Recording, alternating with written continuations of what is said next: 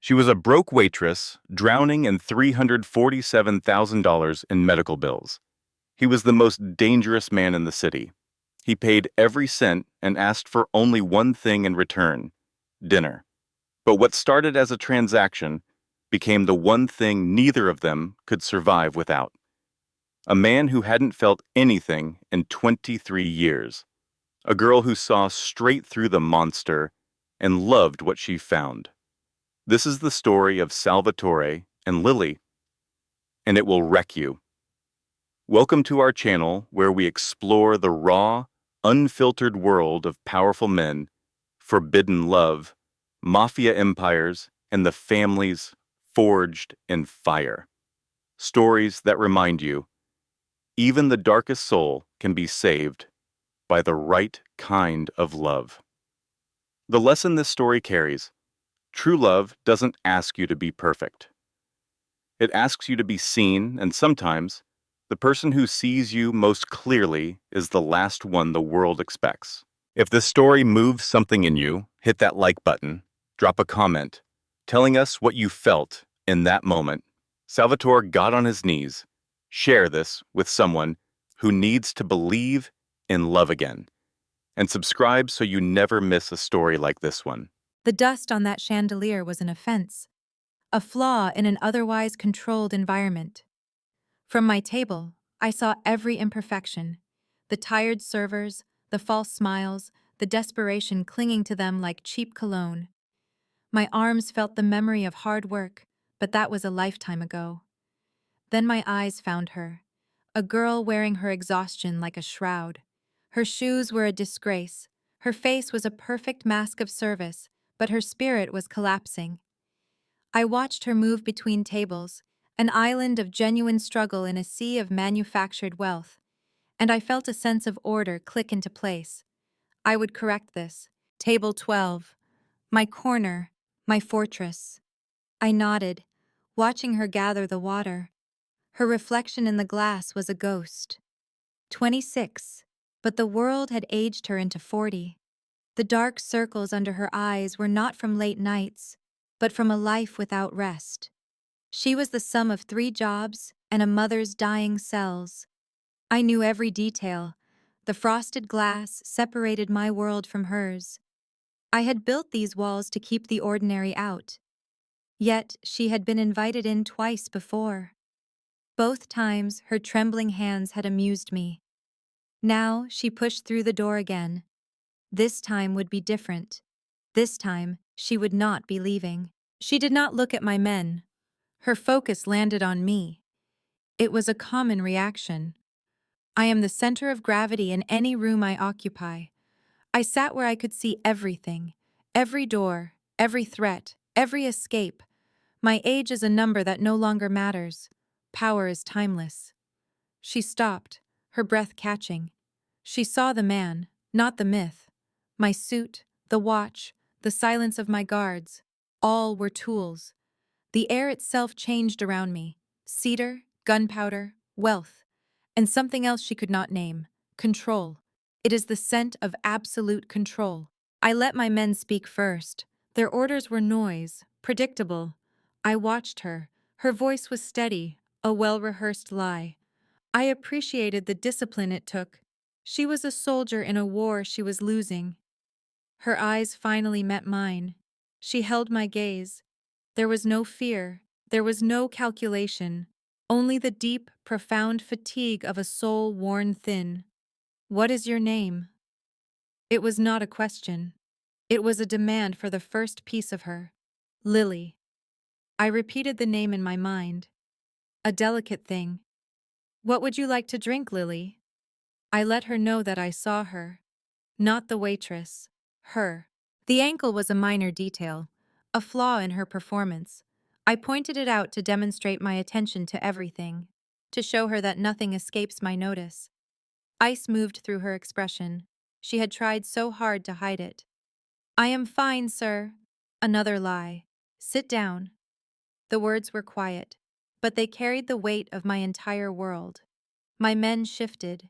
They knew what that tone meant. She resisted, citing her job, a rule from a world that no longer applied to her. Sit down. I offered the chair beside me.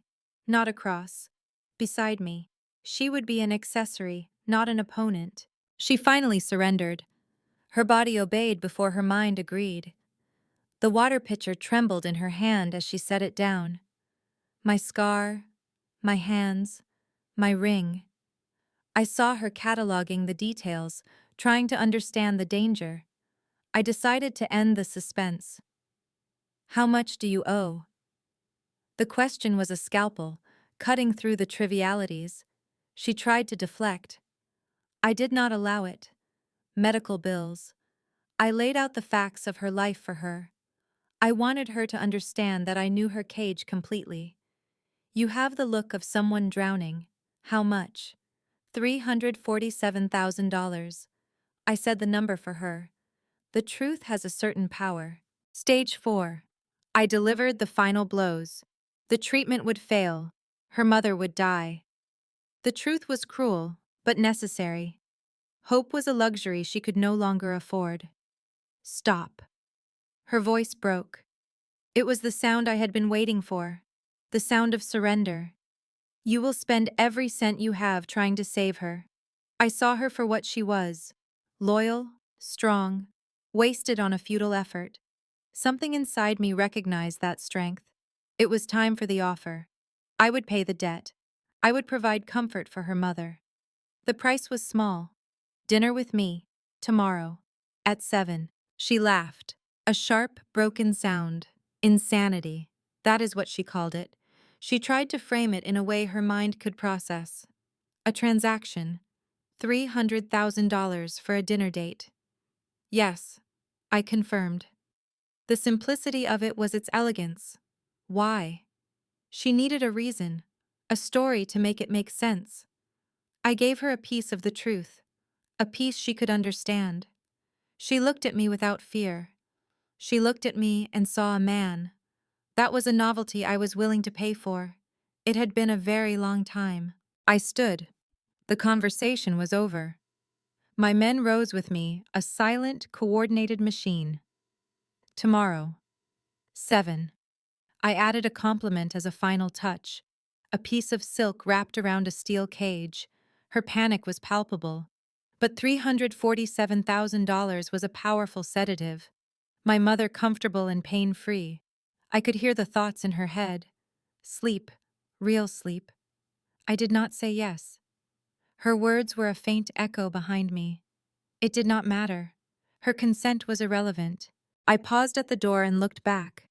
The light carved my face into something ancient and predatory. You will. I left. The scent of my world remained, along with the card. My name. Salvatore Constantino.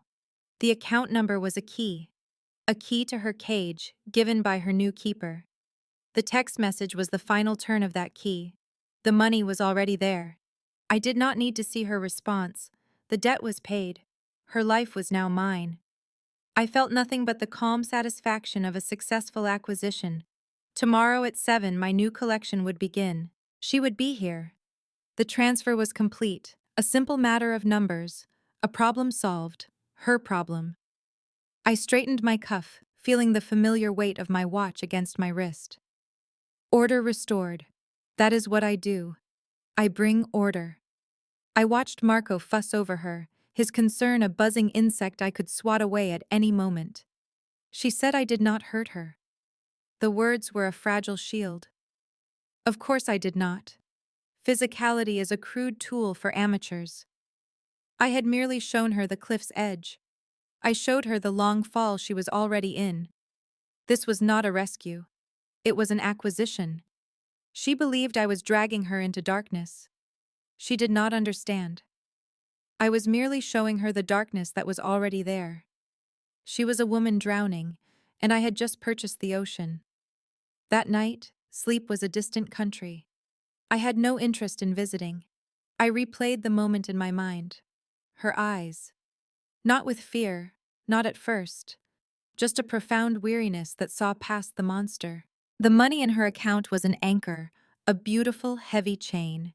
She would check it 17 times before the sun rose. I knew her type. Disbelieving of fortune, desperate for it. The funds were not an illusion. $347,000, a minor expense. At 6 in the morning, she made the call. For her mother. The hospice with the gardens. The one that smelled of hope instead of death. A place built on the kind of wealth she could not comprehend. Until now. I had given her that. I had given her the power to erase her mother's pain. The price was a simple dinner. A conversation. By midday, the old woman was comfortable. She was in a bed that did not reek of institutional despair. There were tears, good tears, the kind money can buy, a smile, the first one in months, a daughter's gift, bought with my resources. The question came, whispered and weak. How could you do this? She lied to her mother, a small, necessary deception. Do not worry, a beautiful lie. But the old woman knew. A mother always knows when a part of her child has been sold. What did you do, Lily? A simple dinner, that is all. Nothing bad. A promise she already knew she could not keep. At 6:45 in the evening, she looked at her reflection. She saw a stranger. Good. That was the point. I had not just paid for a hospice. I had paid for this transformation. She called a friend, not me. She did not try to back out. She understood the rules of the transaction. She acquired a dress, a weapon, something to wear to a meeting with a man who dealt in danger as others dealt in stocks. She was preparing for battle, and I found it charming. A midnight blue dress, the color of a bruise. It made her look both fragile and strong, exposed, powerful.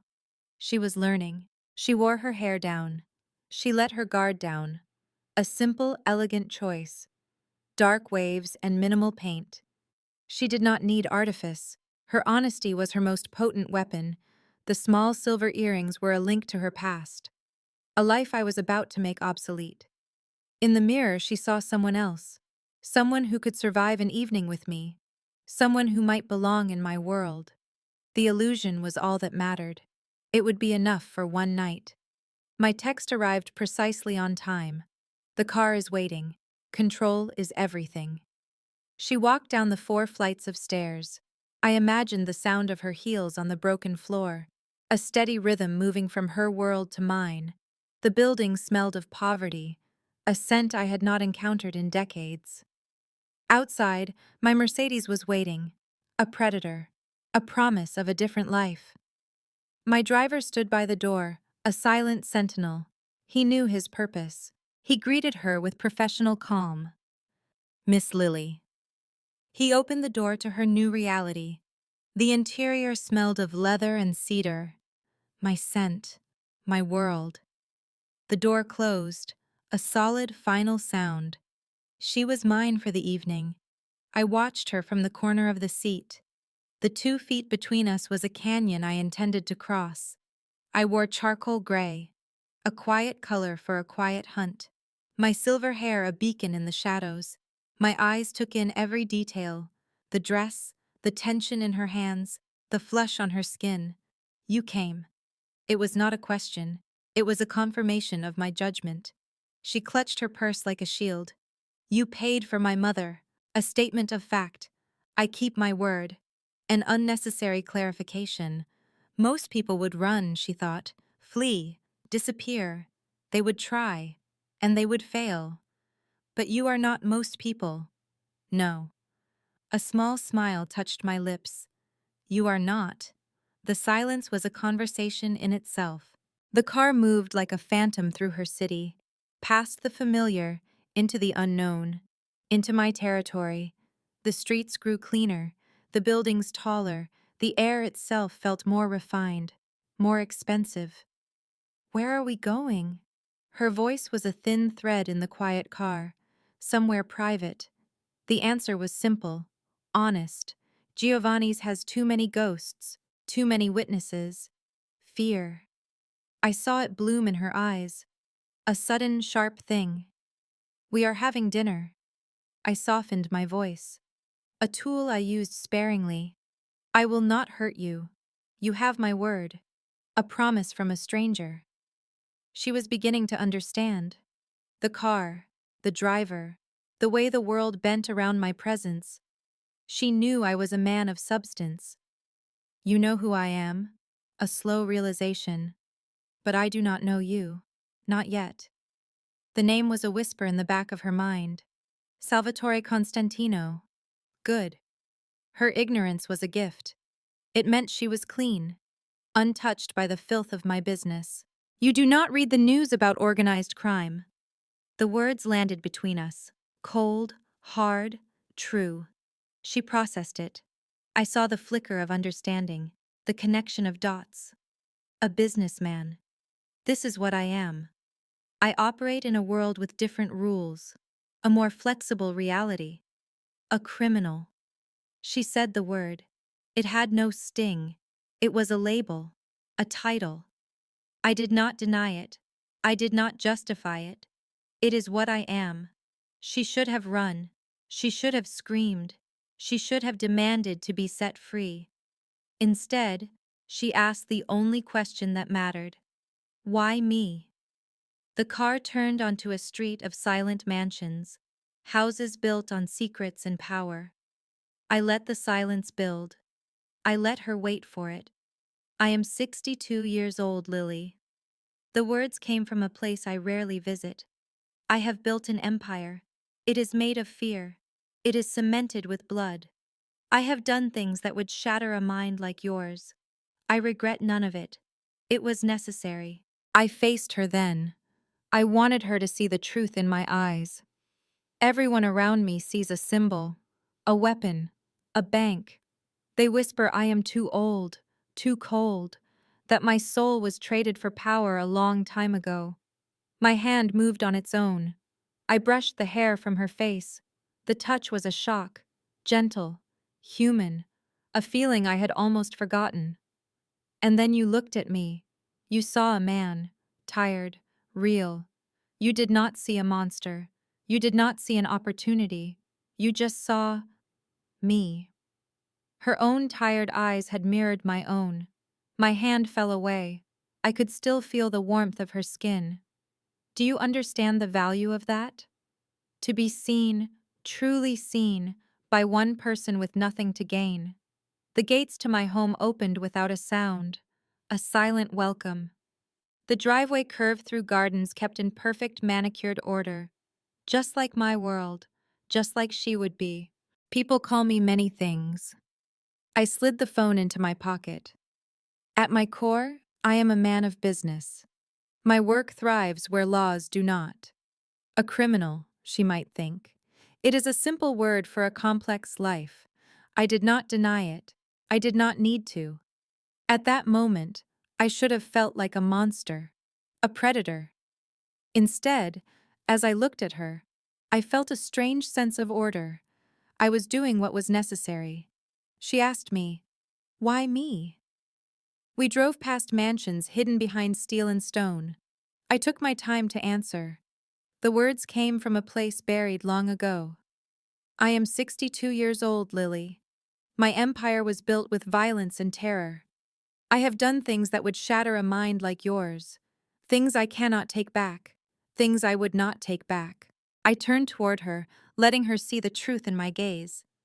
The world sees me as a relic. They think I am too old, too cold for anything soft. They believe I traded my soul for this power a lifetime ago. My hand moved on its own. I stilled as my fingers brushed a stray lock of her hair. The touch was unnervingly soft. It felt foreign to my own skin. But you looked at me and saw a man. You saw the exhaustion. You saw the humanity. Not the legend, not the weapon. A man. She did not know my name. Her hand fell away, but the warmth of it lingered like a brand. Do you have any idea what that is worth? To be seen by eyes with no agenda. The car glided through the gates of my home. It was a fortress designed to keep the world out. It was a masterpiece of stone and glass, glowing against the night. This is your sanctuary. I saw the awe in her eyes. The car stopped. My man opened her door. He has protected me for 20 years. He saw her as a risk, then immediately understood she was a treasure. I stepped out first. I offered her my hand. The pause before she took it felt like an eternity. Her palm was warm in mine. It was a fragile weight I could have easily crushed. I did not want to. That feeling should have been a warning. Instead, it felt like a homecoming. Inside, the house was a cathedral of my power. Marble floors gleamed under crystal light. Priceless art hung on the walls. It meant nothing. A grand staircase spiraled upward. A formal dining room waited for guests who would never be friends. I led her past all of it. Down a private hall, past ghosts of my life captured in frames, to a room at the back. Glass walls overlooked my gardens, bathed in soft light. A table was set only for us.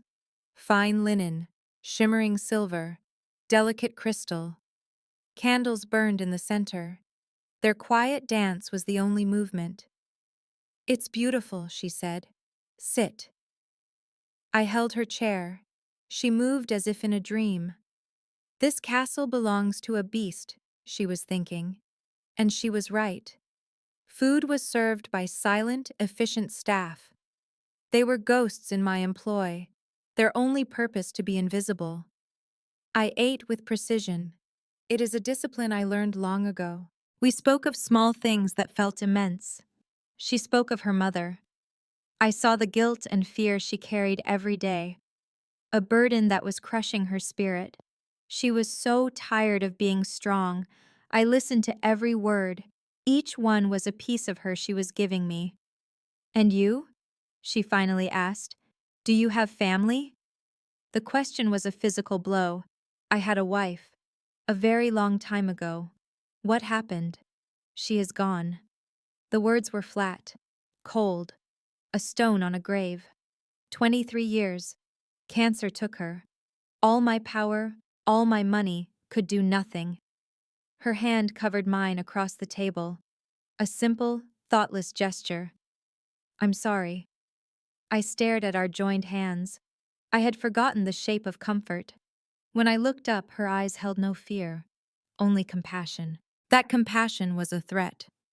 "Do not do that," I said, my voice harsh. "Do not make me feel what I cannot afford." "Why not?" she asked. "Because men like me have no peaceful endings, Lily. We have violence and betrayal and a final bullet. Anyone who stands beside us is caught in the fire." Her hand should have pulled away. She should have fled. She should have understood this was no fairy tale. The innocent girl never survives the beast. But she did not move. She then asked the one question that mattered. "What do you really want from me?" I turned my hand, lacing my fingers through hers. I held her as if she were my last anchor in a storm. "Everything," I answered. "I want all that you are. And then I want more. I want you safe. I want to see you smile without the weight of the world in your eyes. I want to hear your genuine laughter. I want—" I stopped. The words were a betrayal of my control. "You want what?" she pushed, her heart a frantic drum I could almost hear. "I want to be a man who is worthy of you." My thumb drew patterns on her skin. The contact was a jolt of electricity. "But I am not that man. So I will take what you offer me. I will pretend for a little while. I am just a man, sharing a meal with a beautiful woman, not a killer, not a monster, just a man." The truth in those words was a weapon. It broke down her final defenses. Or perhaps it built a bridge between us. I was no longer certain where her fear ended and my obsession began. "Salvatore." She started to speak. "Call me Sal, the name from my past, the name only for us. I should go. This is too much." "Yes." I let go of her hand. My eyes held her in place. "You should run. You should forget you ever met me." A smile touched my lips, thin and sharp. "But you will not. You felt it too." The world stopped. Everything else faded to gray. This moment between us was the only thing with color. I was right. We both knew it. I had shown the beast's heart. I had shown his hunger. And she walked into my gilded cage. She knew the kind of story this was. It could only end in ruin or in salvation. And as she sat there, my gaze burning into hers, she no longer cared which it would be. The next 3 weeks were a calculated campaign. I did not need to push. I did not need to demand. I am a force of nature in her life now. Inevitable. I pulled her into my world. Slowly. Deliberately. One careful step at a time. First, I sent flowers to the hospice. For her mother. White roses. The card was simple. It was a message. Your daughter is protected.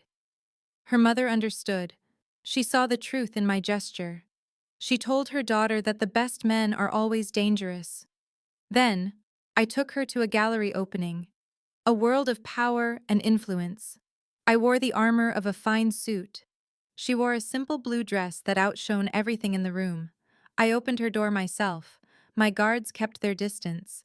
In the gallery, powerful men paid their respects. They did not see a man, they saw an emperor. Their fear was a shield. Their reverence was a crown. Her eyes moved over me. I saw the questions there, the assessment.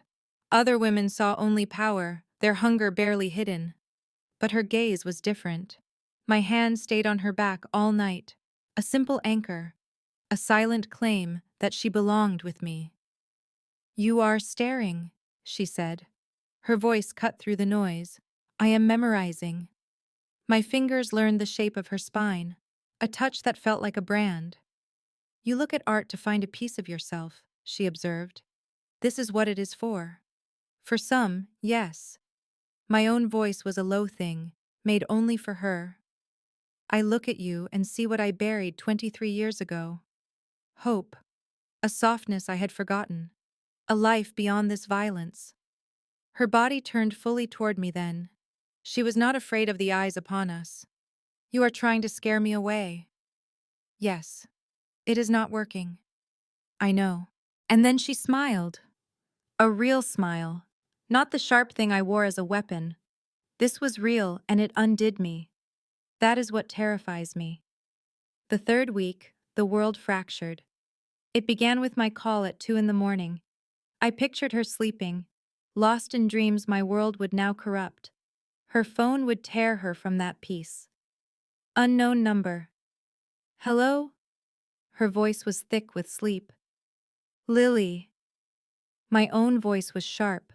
A tool to command obedience. Fear was a regrettable necessity. I need you to listen. In exactly 3 minutes, my men will be at your door. You will go with them. Do not pack. Do not ask why. Just go. Ice filled her voice. What is happening? Someone found out about you. I heard my men moving in the background, my world encroaching on hers. Someone who wants to hurt me will use you. These men will take you somewhere safe. Do not fight. Do not run. Trust me. Do you trust me, Lily? Did she? This man of violence. This creature who had entered her life. This beast who saw her not as a convenience, but as a forgotten prayer. Yes. The word was a whisper. It sealed her fate and mine. Good. Go now. I will find you. I cut the line. 3 minutes later, my men arrived. They were my best. One young, scarred, a product of the wars. The other older, a mountain of a man with kind eyes that hid a capacity for terrible things. Miss Lily, the older one would say, we must leave. She would grab her phone, her keys, and follow them in her pajamas. A girl in a college shirt, walking out into my darkness. The building was asleep as they led her down the stairs, out a hidden exit, into a different car, a fortress on wheels. The glass was thick enough to stop a bullet. I had made sure of it. They drove for hours, leaving the city behind, leaving her life behind. No one spoke.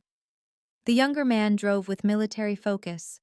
The older one sat with her, a silent guardian with a weapon under his coat. At dawn, they reached the house. It was hidden, fortified. A modern cage of glass and steel. It overlooked nothing but trees, an army of silent witnesses. Inside, the house was empty but perfect. Security screens watched every angle. The safe room door could survive a direct hit. "You will stay here," my man told her, his voice gentle. "We are outside. Press this if you need anything." He gave her the fob. "One button would bring my soldiers running." "How long?" Her voice, small in that huge space. "Until Mr. Constantino says it is safe." They left her. A girl in pajamas, standing alone in a room built by my sins. Her phone would buzz. A message from me. "I am sorry. I will explain. You are safe." I wanted to tell her more, but the words were a liability. She replied, "I am scared." The words were a blade in my gut. "I know. So am I. I will not let anyone hurt you. I will burn the world down first." It was not a promise. It was a statement of fact. And I knew, with a certainty that chilled me, that she believed it. For 2 days, she was a ghost in my gilded prison. Beautiful. Comfortable. A cage nonetheless. My men were silent sentinels. Food appeared, her favorites. I had made sure of it. Clothes in her size. Everything she needed but freedom. Everything but the truth. On the third day, I came. She would hear the cars, the crunch of gravel, the sharp voices of my men. She would see me coming. A storm in a suit. My face was a mask hiding 3 days of sleepless rage. The door opened. My eyes found her instantly. I scanned her for any sign of harm, any new shadow of fear. "You are okay." It was a command, not a question. "Am I?" Her arms crossed. Her anger was a beautiful, brilliant thing. "I have been locked away for 3 days. No explanation. Men with guns watching me. So you tell me. Am I okay?" I started toward her. She stepped back. The small movement was a physical blow. "Don't!" My voice was raw. "Do not be afraid of me. Be angry. Loathe me. But not fear. Not from you. Then tell me what is happening." I forced myself to breathe, to explain the ugly calculus of my world. "There is a man, Dmitry Volkov. We are rivals. It is an old, bloody dance. He found out about you. He saw us. He had you watched." My hands tightened into fists at my side. "He sent a message. He said he would take from me what I valued. He said you would pay." The blood left her face. "So you hid me. I protected you." I closed the distance then. My hands gripped her. My face was close to hers. "Do you know what men like that are capable of? What they would do to you to get to me? I have seen what they do to women. They return them in pieces." A message. "I will not let that happen to you." So what now? I live here forever? This is a cage. A prettier one. No. My grip tightened. Now I end this. Now, Dmitry Volkov learns what happens when you threaten what is mine. The word mine hung in the air. It should have scared her. I saw something else spark in her eyes.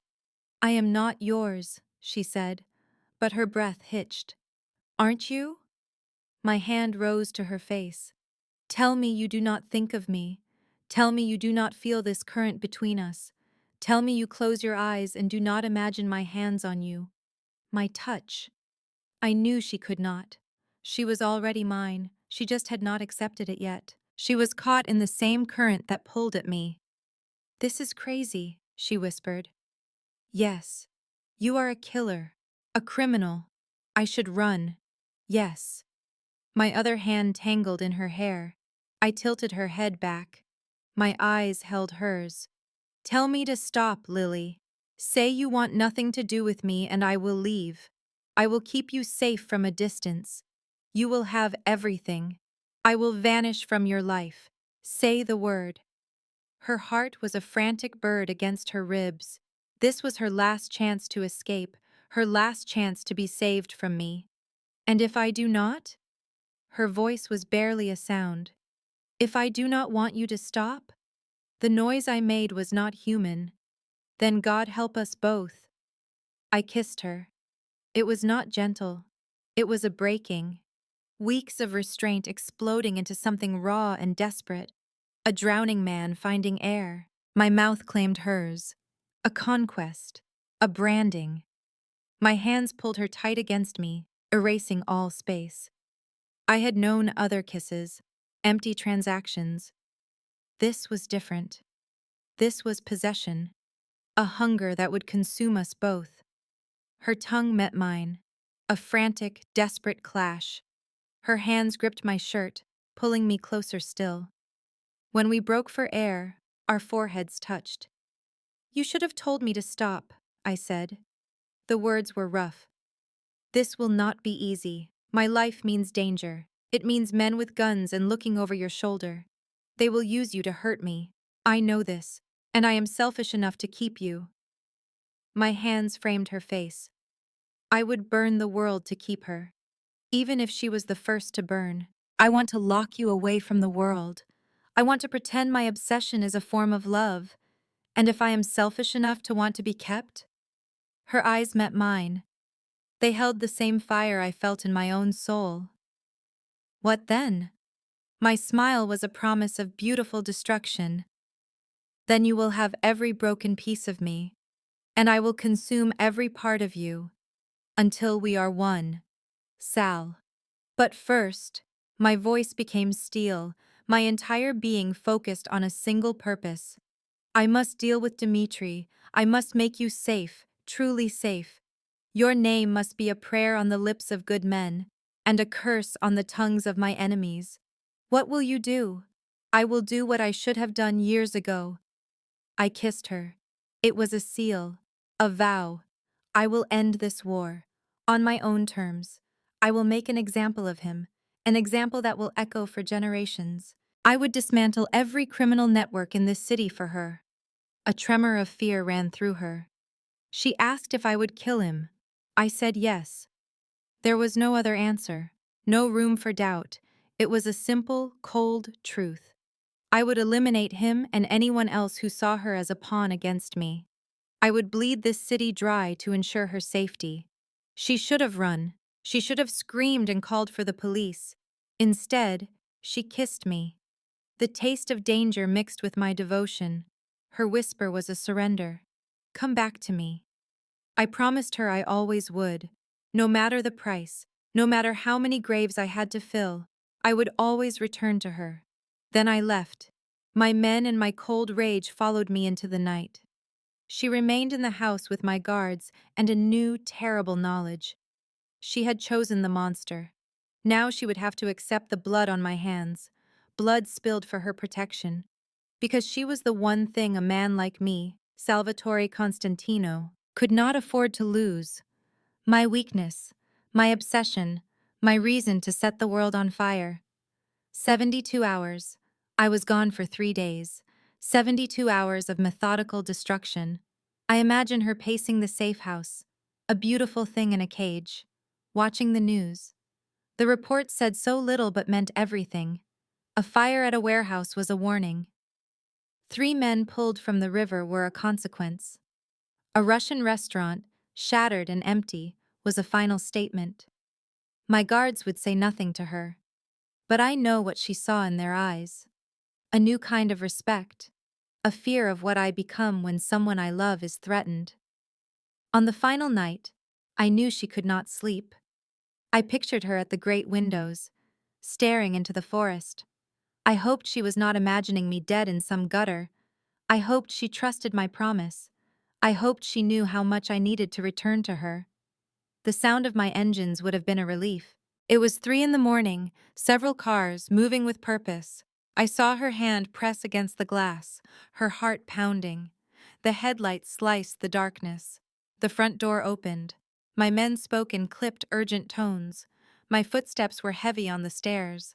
I appeared in the doorway and watched her breathe again. I was alive. I was whole. But I had been to war. My shirt was torn. There was dried blood on the fabric. It was not mine. A bruise marked my cheek. My knuckles were raw. But my eyes found hers. The relief I felt was a mirror of her own. Lily. Her name was a prayer on my lips. She crossed the room and launched herself into my arms. They closed around her. A perfect fit.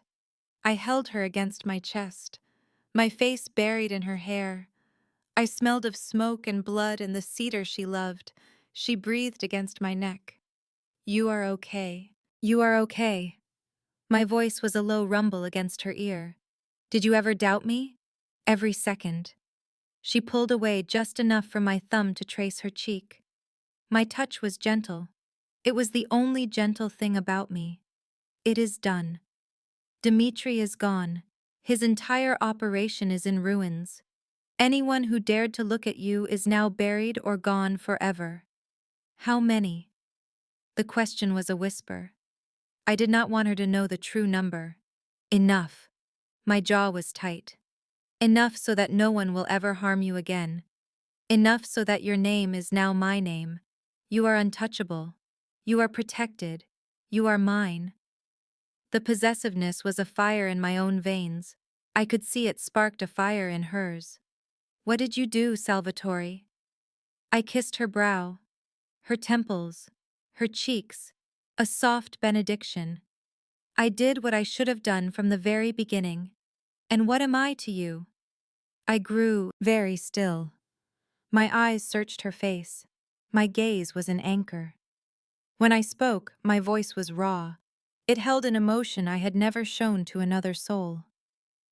Everything. You are my obsession, my salvation, the only good I have ever known in a life of complete darkness. My hands tightened on her face. I love you, Lily. I am too old, too broken, too covered in blood to deserve a single moment with you. But I love you with what little is left of my heart. The confession was a blow, not a surprise. She had seen it in my every action, in every touch. But hearing the words made it real. It made us something that could not be undone. I am terrified of you. She whispered the truth. Good. You should be. But I love you anyway. Her control broke. My control shattered. I kissed her like a man starved. My mouth was desperate. My hands were everywhere. She met my passion with her own. Her fingers tangled in my hair. She pulled me closer. She needed to feel that I was real, that I was hers.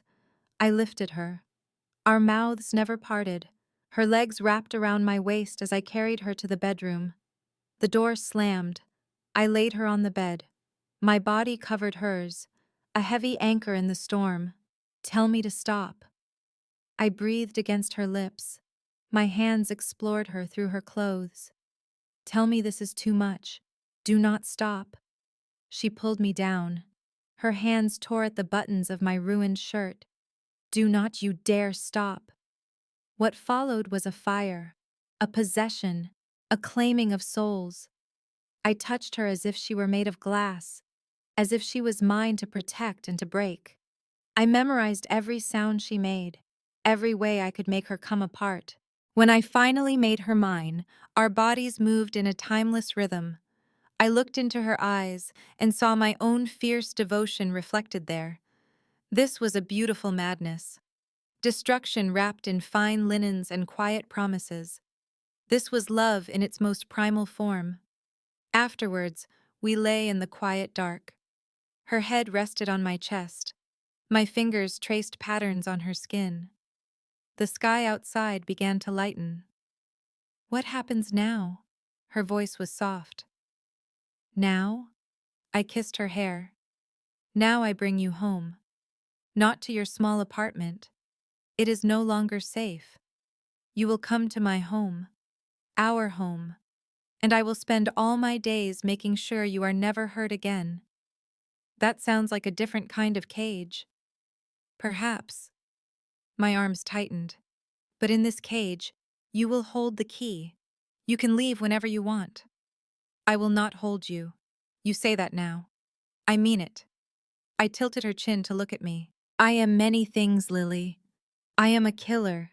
I am a criminal. I am a man who has done terrible things for power. But I will not cage you. You stay because you choose to, or you do not stay. She studied my face, the scar, the new bruise, the silver in my hair. 62 years of violence had carved me into what I am, and I was offering her a choice, even as my soul screamed to lock her away from the world. "I choose to stay," she said. Relief washed over me. "Why?" "Because you are the first person who has ever made me feel like I matter. Because when you look at me, you see me, the real me." She touched my scarred face. "And because I feel safest with the most dangerous man I have ever known." "You are insane." It felt right. Her body was a perfect fit against mine. She thought she was wicked for wanting me. She had no idea. They said I was past feeling, a ghost in a suit. They called me a monster. They were not wrong. But what did she call me? She turned beneath me, a fragile warmth in my cold world. Her eyes held no fear, only a fierce light that I craved. "I say you were waiting for me." "I see both," she said, "the monster and the man." No one had ever seen both. They only ever saw the creature I showed them. I kissed her. It was an act of possession, a brand on her soul. I would prove my worth to her every single day. We drove from the house at dawn. The world was different now. Her hand was in mine. A small bird I could have crushed. I would protect it instead. Our escort had doubled. 4 cars. A fortress of steel and men. All of them sworn to me. Now they were sworn to her. "I have to see my mother," she said. "The city swallowed us." Of course. Her hand was a fragile thing against my lips. "We will go now." I had already taken care of it. The hospice was the best, the finest doctors, the most comfortable rooms. Her mother would want for nothing in her final days. Tears formed in her eyes. "You did not have to. I did. She is your mother. She is now my family. And I protect what is mine." This place was different. It was a palace for the dying. Gardens and light replaced corridors of despair. Her mother was by a window. She looked small, but her eyes were sharp. She saw me. She saw our joined hands. She saw the way I stood guard. "So you are the one," she said. Her voice was a dry leaf, but it held no fear. "I am." I moved to her side. I knelt.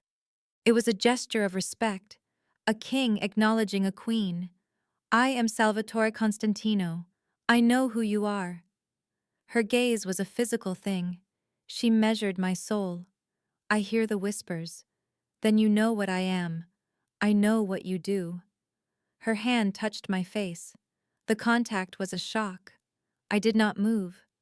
"But I know what you have done for my girl. The money paid, the weight you have lifted, the way you watch her, as if she created the stars." She did. The words were true. The old woman's eyes softened. "You love her. You will protect her, even from the monster inside you." There was no hesitation. "Always." She nodded. Her approval was a final seal. "Come here, child." I felt Lily kneel beside me. The old woman placed her hand in mine. A formal transfer of a precious thing. "I do not have much time. I need to know you will be safe, that you will have someone." "Mama." She would not let her speak. "I see how you are with him. He is your center, your rock. And you," she looked at me, "are his salvation." She turned back to me. "Promise me. Promise you will care for my Lily when I am gone. Love her when she is impossible, when she grieves, when she tries to run. I promise." The words were a vow forged in iron. "On my life, on my soul, on everything I have built, I promise." Her mother smiled then. A true smile. A release. "Now I can go in peace." Lily shattered. She cried against me. I held the pieces of her. Her mother touched her hair. In that room, we became a strange family. bound by love and by the darkness that brought her to me. 3 days later, her mother was gone. She passed quietly, as I had arranged, surrounded by beauty, knowing her daughter was mine. I owned her grief. I held her through the rituals of death. I stood beside her as they lowered the coffin into the earth. She might have followed it down. I would not have allowed it. I was her anchor. I held her without words. I was simply there, a constant presence, a wall against her sorrow. 3 weeks passed. The fog in her eyes began to clear. I was there waiting. I was always waiting. "What now?" she asked one morning. We stood in our room. The city I commanded was waking below. I came behind her. I wrapped my arms around her. She was mine. "Now you heal. Now you live. Now you let me love you. Fiercely, completely, without escape." "They will always talk," she whispered. I leaned into her scent. "About my age, about my nature, about a girl like you with a man like me. Let them." My lips brushed her skin. "They said I was too old, too cold, a thing of violence. But you proved them all wrong. How? By being brave enough to see me, by choosing me, by loving what they said was unlovable." I turned her to face me. My eyes burned into hers. "You did what no one else ever could, Lily. You made the monster remember how to be a man." She touched my face. "You were always human, you just forgot. And now that I remember." My hands framed her face, a perfect, fragile treasure, "Now that I know this feeling." "Now," she said, kissing me, "you never forget again." 6 months passed. She stood in the garden of my home, our home. I had lived there alone for 23 years. She had stumbled into my world and claimed it. The garden was her project, a way to occupy her mind while I tended to my empire, an empire she never asked about. She planted white roses for her mother. The scent filled the air, a sweet perfume of memory. "You have been out here for hours." I stood on the terrace. I held 2 glasses of wine. I had shed my public skin, no jacket, no tie. Here, I was different. The setting sun caught the silver in my hair. "I was thinking about my mother," she said. I joined her on the bench. I gave her the wine. "She would have loved this. She loved you more." I put my arm around her. Everything else was secondary. We sat in silence. We watched the sky bleed color. This was our ritual. Evenings in the garden. No guards, no business, no empire. Just us. 2 people who should never have met. "I got a call today," she said. "From the college." I went still. "They accepted me. The nursing program. It starts in the fall." I watched her. Her hope was a fragile flame. We had spoken of this.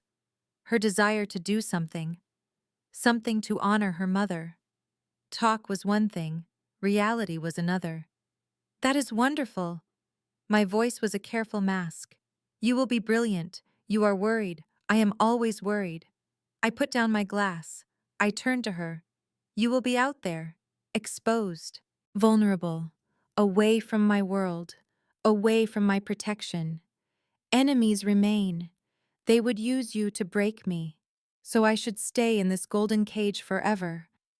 Her voice was soft, but it had steel in it. "I love you, Salvatore.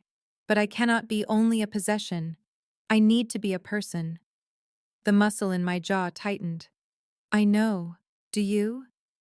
I see you watching me. As if you expect me to vanish. As if you are waiting for me to see the monster and run." The fear was real. "I am 62 years old, Lily. You are 26. One day you will wake up. You will see the monster. You will see the blood.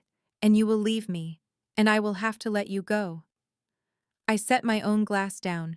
She moved onto my lap. She forced me to meet her gaze. "Listen to me. I am not going anywhere. I see exactly what you are. I see the violence. I see the darkness. I also see the man who held me. The man who reads poetry in the dark. The man who funds 3 scholarships because he believes in second chances. even for himself. Her words were a torrent. You know about those? I know everything. I pay attention. I see you. She held my face. Her touch was a brand. Yes, you are older. Yes, this is not normal. I do not want normal. I want you. I want this. I want the man who was told he was too old for. Love corrupts the old ways.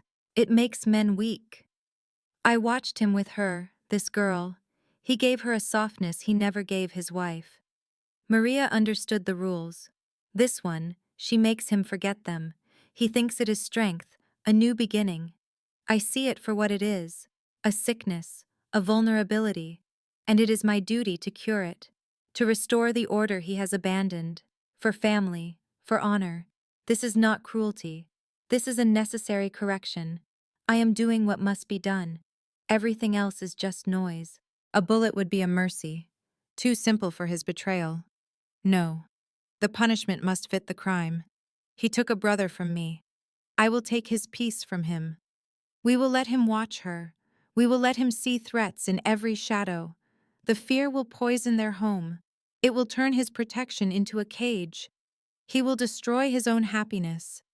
This is a far more elegant justice, a final lesson for an old man who has forgotten his place. This is not a war of bodies. It is a war for the soul. She walked from the school, so blissfully unaware. The weight of her books was nothing. The weight of his name was everything. She did not know she carried it like a target. My men watched his guards, 3 of them, a pathetic show of force. I told my driver to pull alongside her. It was time to deliver the message, to introduce a little chaos into her perfect little world. The air grew cold. The lesson was about to begin. She would learn what it means to love a man like Salvatore Constantino. I saw the recognition in her eyes, not of me, but of my world. The guards moved like trained animals, predictable. I offered them a smile. A simple message was all I had. I showed her the photograph on my phone, a picture of her man, a reminder that we are always watching. I explained the price on their heads. Her voice was steady when she spoke. A brave little thing. But bravery is just fear that has said its prayers. We would let that fear ripen. Death is an ending. The waiting, that is the true punishment. The car pulled away. My work was done. I could picture the scene, her frantic call, his roaring arrival, the old lion, his mane bristling. I imagined his hands on her, checking for wounds that were not there. The real wounds were invisible. I had planted them deep inside his mind. He would see assassins in every crowd. He would hear threats in every silence. He would smother her with his fear. She would come to resent the very man who claimed to protect her. My plan was already working. He would tell her to quit, to hide. It is the only way his kind knows. Control disguised as care. He will build her a golden cage and demand she call it a home. She might fight him. She might speak of trust and living her own life. But his fear will be stronger than her resolve. It always is. The target on her back is not from my men. It was painted there by his love. He is the one who puts her in danger every single day. And now he will be the one to lock her away. Then came the news. Salvatore called a meeting. He gathered his captains. The old dogs were being summoned. He would make a speech. He would pound the table and promise blood. It was expected, a performance for his men. Let him rage. He was playing my game now, but he was using his old rules. He thinks this is about territory or money. He does not understand. I have already bypassed his walls. I have laid siege to the one thing he cannot command, the fear inside his own heart. His words reached me. He declared her his. He claimed we thought him soft. He promised to defend what was his, the fool. He was reacting exactly as I predicted, with brute force, with predictable violence. He laid out a strategy against my businesses, against my men. He was fighting an army. I was fighting a man. For the next hour, he planned a war on a front I no longer cared about. I had already won the battle that mattered, the one for his sanity. I was wrong. It was not a war. It was a cleansing. He did not come for my businesses. He came for my bloodline. He moved with a speed I did not think he possessed. My supply lines vanished overnight. My allies fell silent. My men disappeared from the streets. It was not strategy. It was annihilation. A scorched earth campaign. This was not the cautious old man I knew. This was something else. Something ancient and unrestrained. He was not protecting her. He was avenging her fear. Now, there is only silence. My family is broken. My empire is ash. All because of a girl. I look at the ruin around me. I see what my lesson has cost. The old man did not get soft. Love did not make him weak. It made him boundless. It made him a monster with no leash. I should have seen it. I should have understood. Instead, I poked the beast and taught it a new reason to kill. I see the truth for a single blinding moment. Then I close my eyes. It was her fault. It was always her fault. She whispered against my mouth. So are you. We will tear each other apart. Our own beautiful destruction. I agreed. 1 year passed. I watched her in her hospital scrubs. She had just finished her first nursing shift. Her body ached with good work. She had never been happier. I waited outside by my car. I did not belong there. But my entire world lit up when she appeared. That smile was mine alone. How was it? I asked as she came to me. Exhausting, terrifying, perfect. She melted into my arms. I helped save a life today. She said she helped. I am proud of you. I kissed her head. You will never know how much. We drove through the city that I ruled. She was learning its streets. My security followed. They were always there, a silent, watchful presence. We had found our balance. My need for her safety, her need for her own life. That evening, after we ate, I led her to our room. I sat her on the bed. I knelt before her. My eyes were serious. What are you doing? Her heart began to race. I took a small velvet box from my pocket. They said I was too old for this, too broken to be a husband ever again. Tears filled her eyes. But you, Lily, you dared to love me anyway. You saw past the years and the violence. You chose me. Every single day, you choose me. I opened the box. A sapphire ring, as dark as a midnight sky, glittered in the light. So I am asking you, choose me one last time. Marry me. Build your life with me. Let me spend the rest of my years proving my love. It would never fade. No. The word was a breath I had been holding. Of course. Yes. My hands trembled as I placed the ring on her finger. I pulled her down to me, kneading her close. She was my only connection to this world. I love you, I told her. The girl who saw a man instead of a beast. You are not a monster, she said back. She had said it 100 times. I am just a man who loves you, and you are a woman who loves me. She called herself crazy for it. I smiled against her mouth. She was crazy, but she was happy. So very happy. The kiss was slow. It was deep. It was a promise. They called me too old for this. She proved them wrong. My love, you silenced them all. We lay there in the room I had made for us. The stone on her finger caught the moonlight. I thought about the path that led me to this moment. From the first time I saw her to now. We were building a life that broke every rule I had ever made. They said I was too old, too hard, too dangerous. They said a man like me could never find peace or love. But she did what the others feared. She looked into the darkness and was not afraid. She saw a man who needed her more than he needed to breathe, a man who had waited 23 years for her. In return, I gave her everything. I built walls to keep her safe. My love for her was a shield, a weapon.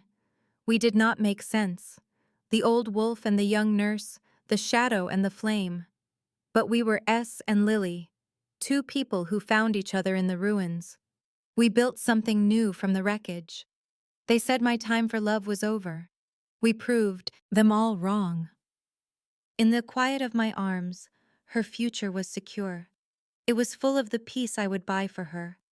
I would do it all again. Every dark decision, every violent choice, every step that brought her to my side. Because this kind of love, the love that calms a monster, does not care about age. It does not care about what others think is right. It simply is. And my love would be a fire. It would burn away the shadows for the rest of our years together. This content was carefully researched, developed, and manually edited by our team to deliver meaningful stories with valuable life lessons. Every narrative is crafted to entertain, inspire, and empower our audience. We believe that great stories can change lives, and we are committed to bringing you content that matters. Thank you for being part of our community.